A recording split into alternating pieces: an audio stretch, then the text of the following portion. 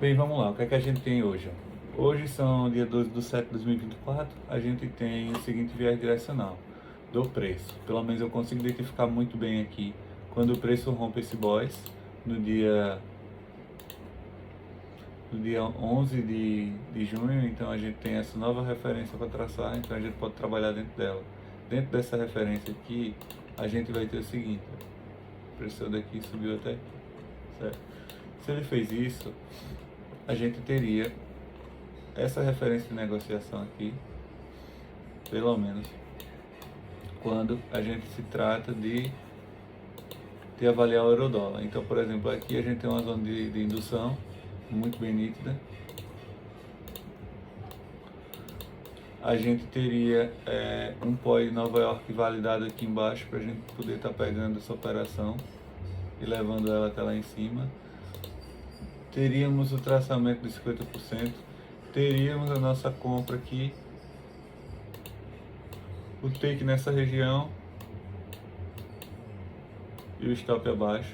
Então aqui a gente trabalharia com stop de 21, 33 pontos, mais ou menos aí, e um alvo no mínimo por aqui, um alvo de 13R nesse caso. Caso o preço venha, capture tudo isso, busca essa região. Aqui eu tenho até um order block, mas eu não tenho uma configuração de um rompimento nítido em nenhuma região do lado de trás, nem daqui da frente. Então não posso considerar esse order block, certo? Quando a gente muda para o GBP/USD, a gente tem a seguinte visão: o preço ele fez esse rompimento aqui, ó, deixando totalmente nítido. Quando acontece isso aqui, o que é que a gente tem? A gente tem que o preço ele saiu daqui e rompeu essa região. Quando ele rompe essa região, o que é que a gente tem? A gente tem um rompimento de uma máxima e aí a gente tem uma nova estrutura de análise aqui. E aí o que é que acontece? A gente vai pegar e vai fazer o desenho dessa zona aqui, puxando desse cara até a região lá de cima. Feito isso, puxando desse order block aqui até essa região. Então aqui a gente já tem um ponto de nitidez de compra.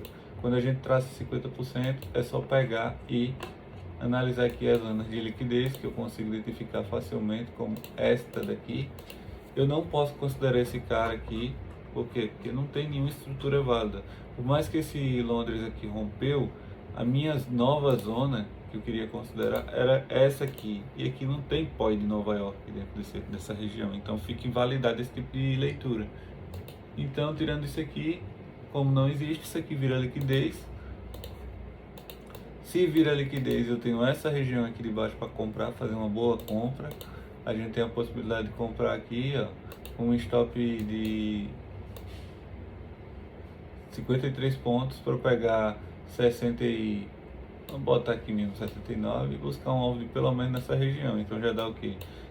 11,65R se a gente cravar do nosso horário das 9 até as 17 no máximo, ou até o alvo ou o stop, um dos dois.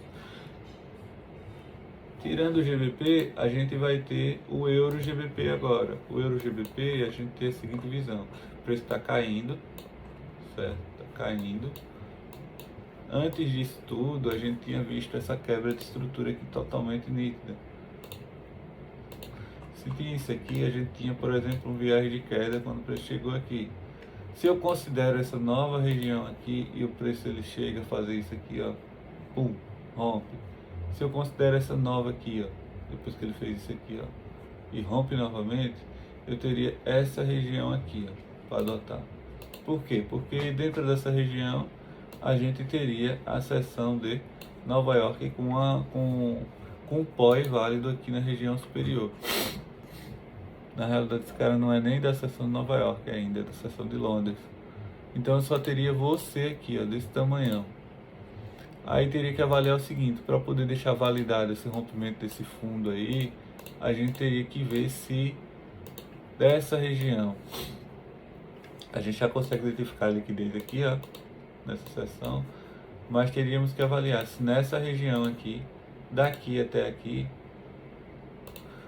quando o preço se ele chegasse aqui, a gente vendesse, ó, teríamos que colocar um stop de 38 com mais 15, daria, vamos arredondar para 40 para quanto ficar mais fácil, daria 55 pontos de stop.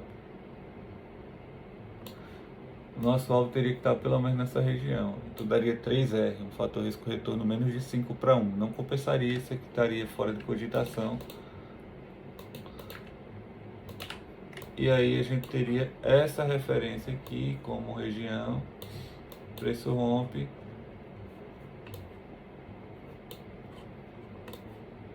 Na realidade a gente estaria adotando essa referência, né? No caso daquela leitura lá. Certo? Então aqui, pelo menos aqui não compensaria.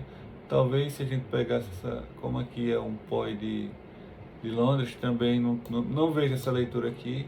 E aí me sobra somente a leitura dessa zona daqui, ó, que foi quando rompe aqui e faz toda essa movimentação.